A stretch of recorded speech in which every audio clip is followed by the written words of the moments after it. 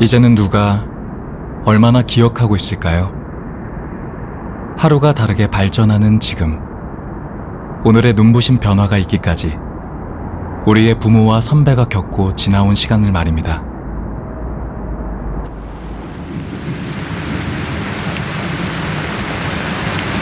비가 계속 내리는 거예요. 그 전기도 안 들어오고 뭘 먹을 것도 없고, 그래서 할 수 없이 전부 다 철수를 해가지고 그때는 그 공장 내에다가 합숙소를 지어가지고 거기에서 밥 먹고 자고. 전부 다 논이었고 뭐 주변도 그렇고 아무도 없었어요 그 당시에. 공장 딱 이제 지어놓고 하트런 딱 시작하고 무에서 그 유를 창조하듯이. 근데 그걸 다 극복을 해가지고 나중에 하트로 나가니까 우리 회장님이 참 많이 좋아하셨죠.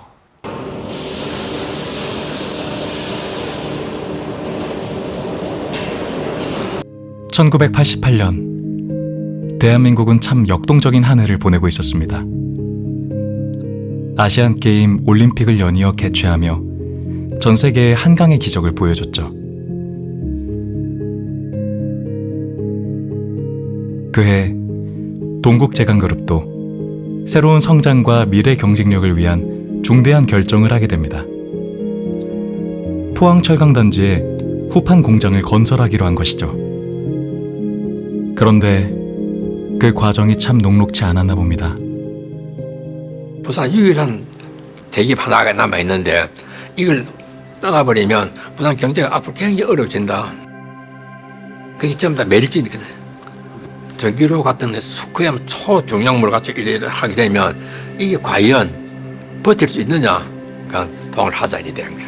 전기로나 아변 설비들도 물론 중요하지만은 후판 설비에 대해서 이제 굉장히 이제 신경을 많이 썼어요.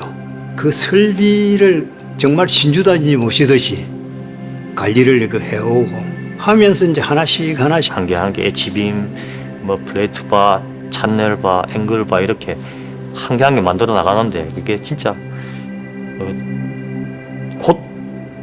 고통 속의 나날이었습니다. 그 당시 진짜. 1990년 12월 무수한 어려움 끝에 포항 1후판 공장이 한런에 성공했습니다. 중공업 주도의 경제성장 시대의 후판은 반드시 필요한 철강제였습니다. 동국제강그룹이 과감한 설비 투자와 증설로 이곳 포항에 후판 주력기지를 건설한 이유이기도 하죠.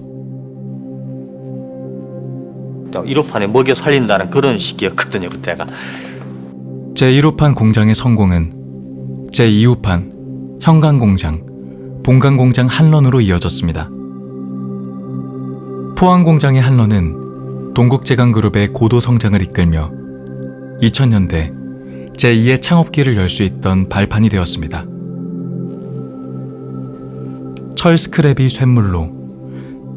쇳물이 다시 제품으로 탄생하는 첫 순간이자 가능성이 현실로 바뀌는 과정 한런.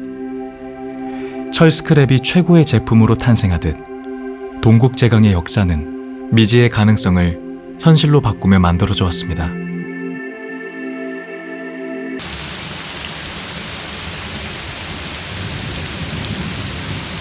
고철이 좀 원료니까 용광로를 가진 데는 광석이 쌀인데 우리는 전기로는 다 고철을 녹이. 고철이 좋아야 돼요. 고철, 철 스크랩은 제강의 원재료이기도 하지만 동국제강그룹의 시작이기도 합니다. 해방 직후 제1교포가 운영하던 신선기 몇 대를 인수했던 게 시작이었죠.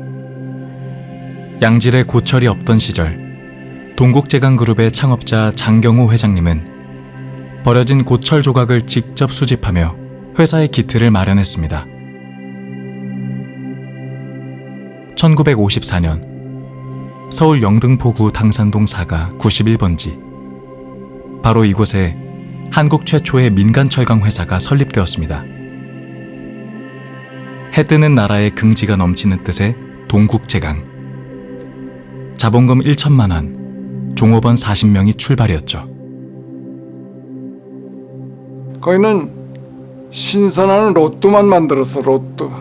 그 만든 로또를 가지고 길게 빼서 철사를 만들고 또 철사를 가지고 못을 만들고 이랬거든요. 나라 밖으론 베트남 전쟁이 한창이었던 1959년 동국제강그룹은 당시로선 최고급 설비였던 큐폴라를 설치하여 철조망과 철근을 생산하기 시작했습니다. 내가 철조망 기계를 설치해가지고 대량 생산하기 시작했어요. 전부 다 베트남 다 수출 다 했어요. 수출해가지고 회사가 급속도로 발전한 또 계기도 되고. 국내 최초의 민간 철강 기업, 국내 최초의 와이어로드 생산. 창립 이후 철강 업계를 선도하던 동국제강그룹에 1966년 또 하나의 최초의 기록이 추가됩니다. 부산 용호동 갯벌을 매립해 만든 국내 최초의 전기로 제강 공장.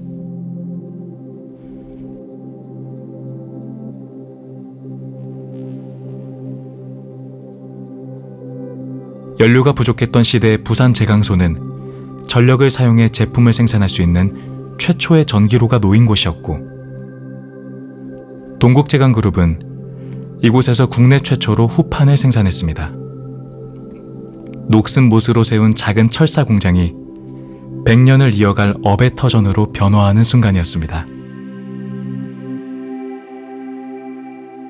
평생을 청빈하게 사셨던 창업주는 1975년 본인 소유의 재산을 모두 사회로 환원하고 별세하셨습니다. 나라의 위기 속 민족 자본 형성을 위해 노력했던 대원. 그가 남긴 건 기업 보국의 자세와 책임이었습니다.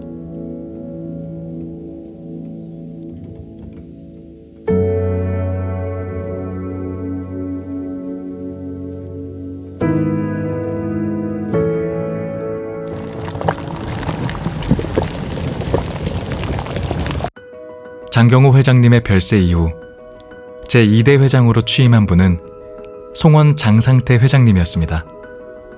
첫 인상에 혁신가답다 하는 그런 느낌을 가졌어요.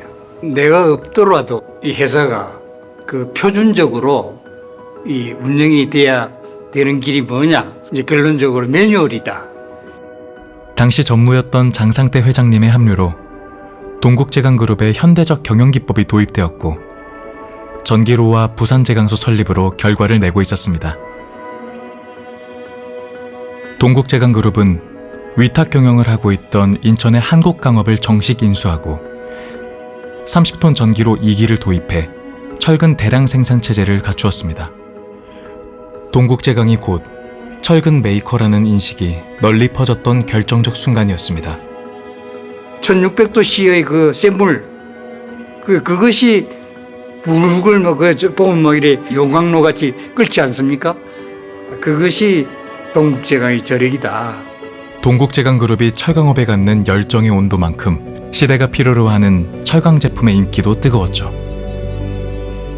추다 차량이 줄 서가지고 대기하고 있었고, 심지어는 철근에다 물을 뿌려가지고 차에 불이 날까봐. 건설공사들이 많이 일어나고 있어서 철근을 만들어 놓으면 무조건 팔리고 그랬어요. 15만 4천 볼트의 그 변전소를 가지고 있고, 부산의 그 영도 지역에 전력 사용량하고 동국제강 사용하는 거하고 맞먹을 정도다. 캐파를 늘리고 새롭게 원가 절감도 하자. 뭐 그렇게 해가지고 이제 100톤 전기로를 생각을 했고, 전기로의 선도적 도입은 고품질의 제품 생산량을 크게 늘렸고, 그룹은 눈에 보일 정도의 성장을 하고 있었습니다. 이에 힘입은 우리의 선배들은 조금 더 많이, 조금 더 효율적으로 제품을 생산하기 위해 매일을 기록했습니다. 오늘 하루 탭투탭이 얼마나 걸렸는지 말입니다.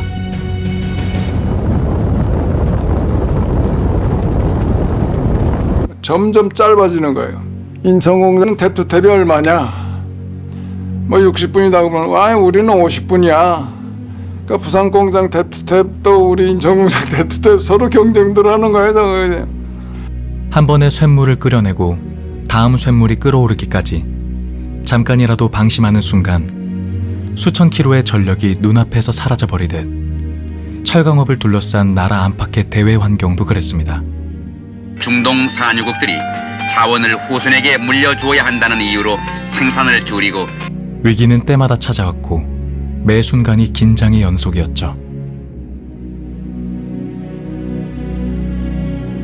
부들을 만들어 가지고 폐선이 들어오면 해체를 했어요.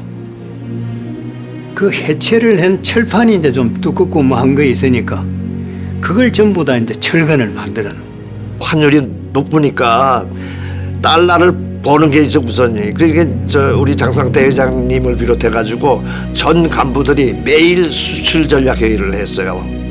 선배들의 열정과 희생, 그리고 설비 중심의 합리적인 경영은 위기 때마다 든든한 버팀목이 되어 주었습니다.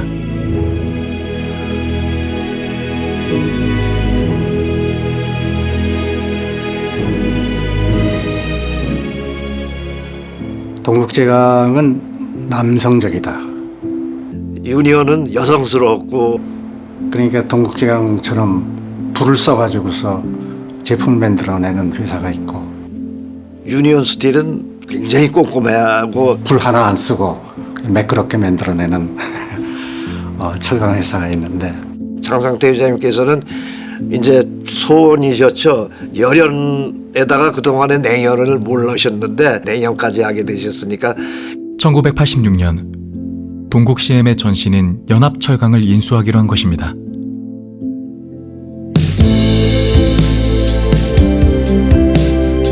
국제감각이라고 봐요.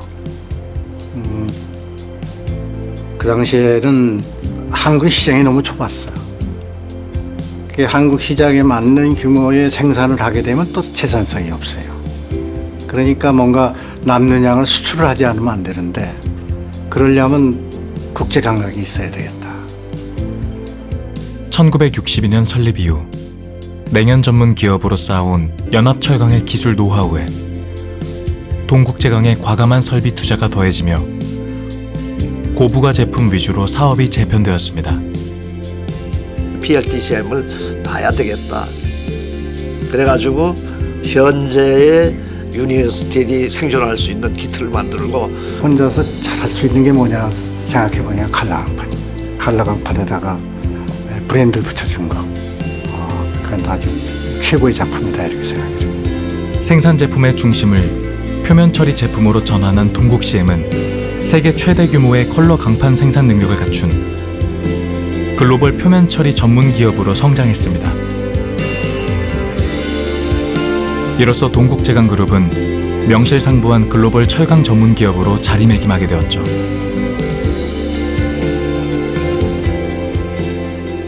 그 당시에 TQC라는 게 있습니다. 품질 관리. 그 상공부 주관이라든지 뭐 이래가 발표대 하고 이러는데 우리 회사는 빠지지 않고 계속 막 분기별로 발표시키고 막 이랬거든요. 최고의 제품으로 최고의 성과를 내기까지는 이제는 동국제강그룹의 전통이라 여길 만한 지독한 품질 관리가 바탕이 되었습니다. 품질 경영대회를 지금 매년 해왔거든요. 신제품이 개발돼가지고 테스트를 거치게 되면은 그걸 위해서 작업하는 작업자들이 메모도 하고 파일 정리해가지고 다 공유를 할 수 있도록 하기 때문에 우리 선배들 참 부지런했죠. 때론 귀찮고 또 부담될 수도 있었을 텐데요. TQC, 품질 경연대회, 케이스 스터디까지 선배들이 물려준 경험과 노하우가 없었다면 지금의 우리들도 없었을 겁니다. 물론 늘 좋았던 것은 아닙니다. 나라와 기업이 급격히 성장하는 동안 노동자들의 처우가 뒷전으로 밀려나던 때도 있었죠. 제일 처음엔 아주 어려움이 상당히 많았어요. 노조가 한 번 딱 파업을 했어. 그때 피해가 많았는데 부산의 동국제강이 지난 11일 노사 세계화 선언 대회를 갖고 즉석에서 임금 인상률을 결정했고 1994년 2월 동국제강 노조는 대한민국 역사의 길이 남을 항구적 무파업을 선언했습니다.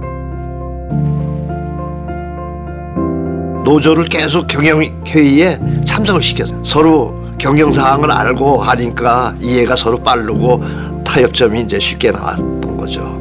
국내 초유이자 최초의 선언은 노사 관계를 갈등에서 화합으로 새롭게 정립한 사례로 남았고 동국제강그룹을 100년 기업으로 나아가게 하는 가장 믿음직한 동력이 되었습니다. 논밭에 가장 좋은 걸음은 농민의 발자국이다. 공장도 마찬가지예요. 톱 경영인이 현장에 다니면서 종업원들 등 두들기는 거예요. 그것이 결국 항구적인 무파업까지 이르게 하는 효시가 되지 않았나.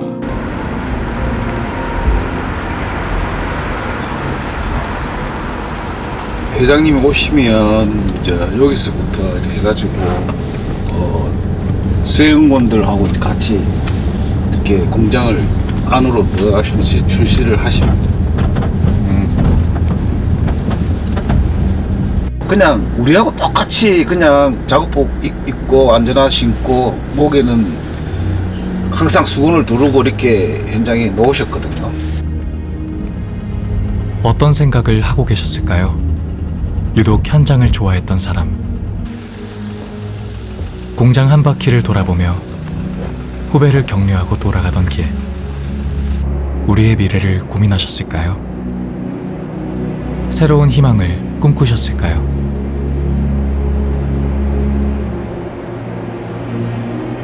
(45년간) 철강 외길을 걸어오며 한국 철강 산업의 발전을 이끌어온 철인. 철강이라면 우리가 먼저 신기술을 도입한다.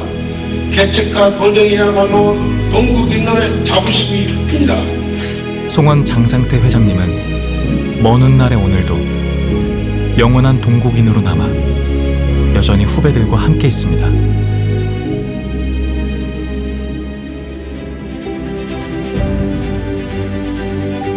2000년대 이후의 동국제강그룹의 발전은 실로 놀랍습니다.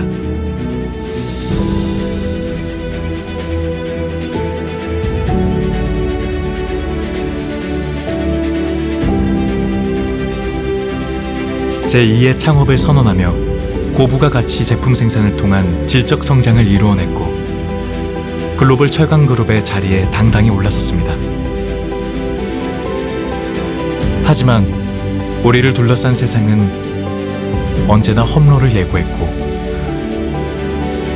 어쩌면 오늘도 우리는 외롭고 거친 길 위를 걷고 있는지도 모릅니다.